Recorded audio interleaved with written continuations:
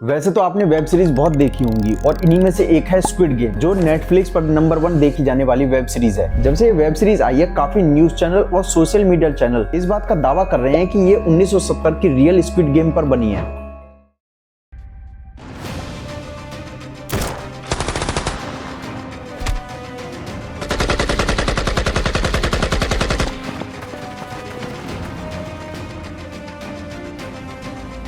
उन्नीस सौ 1960 की शुरुआत में प्रेसिडेंट पाक चुंग ही एक ऑर्डर पास करते हैं कि सियोल, बुसान, डेगू, डेजियोन और ग्वांगजू के शहर में या उसके आसपास जितने भी अनाथ, बेघर या उपद्रवी लोग हैं जिनकी उम्र 18 से 65 की है, उनके लिए एजुकेशन शेल्टर बनाना, जिसमें वो वहाँ के कल्चर और एजुकेशन को आगे बढ़ा सकें। और इसके लिए पूरे देश में 36 शेल्टर का निर्माण कराया जाता है, जिसमें ब्रदर्स होम सबसे बड़ा शेल्टर था, जो साउथ कोरिया के बुसान शहर में था और बाद में इसे जुरीडोंग में रिलोकेट कर दिया गया था। इस ब्रदर्स होम शेल्टर के लीडर थे पाक किंग ग्योन, और इस काम के लिए लोकल पुलिस को स्ट्रिक्टली ऑर्डर दिए गए कि ये सारा काम उनकी मर्जी और फैमिली से पूछकर हो। सब कुछ बहुत अच्छा चल रहा था और 1975 में south Korean government ministry of home affair directive number 410 के तहत एक ऑर्डर पास करती है कि जितने भी देश में उपद्रवी लोग हैं, जिनकी वजह से शहरों में या समाज में हेल्थी एनवायरनमेंट नहीं बन पा रहा है और वो जो इन्हें रोकते हैं, उन सबको अरेस्ट करना। और इस ऑर्डर के आने के बाद लोकल पुलिस डिपार्टमेंट ने एक टीम बनाई जिसे वैग्रेंट पेट्रोल टीम बोला गया, जिसने लगातार कई महीनों तक बुसान शहर की गलियों और सड़कों पर जितने भी अनाथ, बेबस और उपद्रवी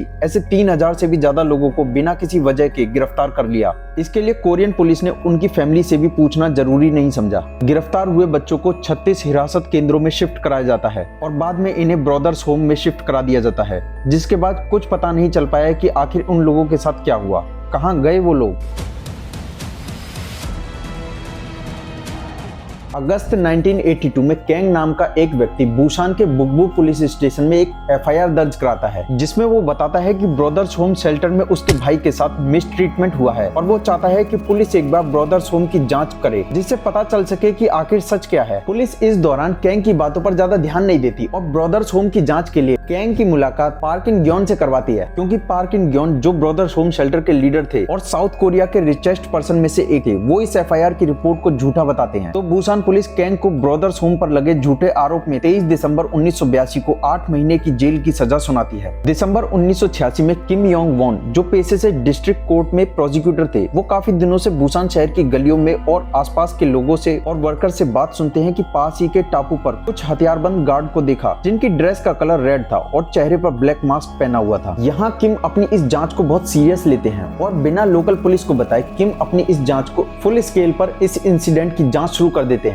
किम बताते हैं कि पास ही के उल्जू काउंटी पहाड़ जो उल्सान में है, वहाँ पर एक बहुत बड़ी वर्कशॉप है जिसको ब्रदर्स होम के डायरेक्टर पार्क इन ग्योन हैंडल करते हैं। वहाँ जरूर कुछ गड़बड़ है। किम ये बात अपनी जांच एजेंसी को बताते हैं और बताते हैं कि पार्क ब्रदर्स होम से लाए गए लोगों के साथ बुरा व्यवहार कर रहा था। 16 जनवरी 1987 को इन्वेस्टिगेशन एजेंसी और बुसान पुलिस इस बात की जांच के लिए फुल स्केल पर रिसर्च शुरू करते हैं, जिसमें पुलिस को 100 से भी ज्यादा गार्डों के निशान मिलते हैं और पता चलता है कि ब्रदर्स होम से लाए गए ज्यादातर लोग मानसिक और शारीरिक रूप से स्वस्थ थे। और इसी के साथ 2 बिलियन वॉन, जिसको अगर डॉलर में काउंट करा जाए तो 10.6 मिलियन डॉलर की एक बैंक रिसिप्ट मिलती है। खुद किम ने भी कभी ये नहीं सोचा था कि उनकी ये इन्वेस्टिगेशन ह्यूमन राइट्स को एक नया मोड़ दे देगी। There is no law in the law code that I know of that recognise such a facility. उसी दौरान 1987 में साउथ कोरिया में एक न्यू डेमोक्रेटिक पार्टी बनती है और इस इन्वेस्टिगेशन को निष्पक्ष रूप से जांच करने के लिए ऑर्डर पास करती है। जैसे जैसे ये जांच आगे बढ़ती है, इसमें काफी बड़े खुलासे होते हैं। 3975 लोगों को ब्रदर्स होम से इस टापू पर लाया गया था, जिसमें 3117 पुलिस के द्वारा लाए जाते हैं और बाकी लोगों को दूसरे और अधिकारियों द्वारा लाया जाता है,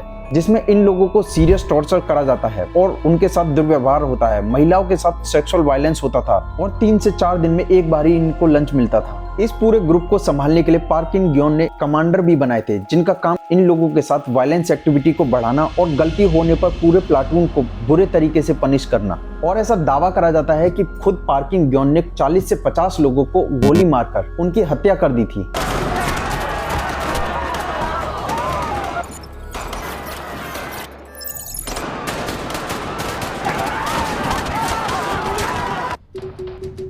वैसे तो इस इन्वेस्टिगेशन में बहुत ही कम विक्टिम मिलते हैं और उन्हीं में से एक है टोंग टी, जो बताती हैं कि उस शेल्टर में महिलाओं के साथ हर रोज सेक्सुअल वायलेंस एक्टिविटी बहुत नॉर्मल हो चुकी थी। लंच के नाम पर कैदियों को सिर्फ साइकोटिक ड्रग खिलाई जाती थी, जिसमें से अगर देखा जाए तो काफी ड्रग तो सीरियस साइकोटिक डिसऑर्डर के लिए भी यूज करी जाती हैं, जो एक पेशेंट को विदाउट स्पेशलिस्ट प्रिस्क्रिप्शन के बगैर नहीं दे सकते। इस इन्वेस्टिगेशन में पता चलता है कि जुलाई 1975 से जनवरी 1987 के बीच 500 से भी ज्यादा लोगों को बिना किसी वजह के मार दिया था। बाद में ये संख्या 700 से पार जा चुकी थी। मृतकों के शवों को गार्ड्स के द्वारा या तो दफनाया जाता था या नियर बाय हॉस्पिटल को बेच दिया जाता था। और इतना सारा सच आने के बाद यूरोप की इन्वेस्टिगेशन एजेंसी और मीडिया इस न्यूज को फ्रंट पेज पर कवर करते हैं। अब सवाल ये आता है कि आखिर उन बच्चों को शेल्टर्स में भेजने की क्या जरूरत थी? तो इसका बहुत ही क्लियर जवाब था। 감격적인 순간입니다.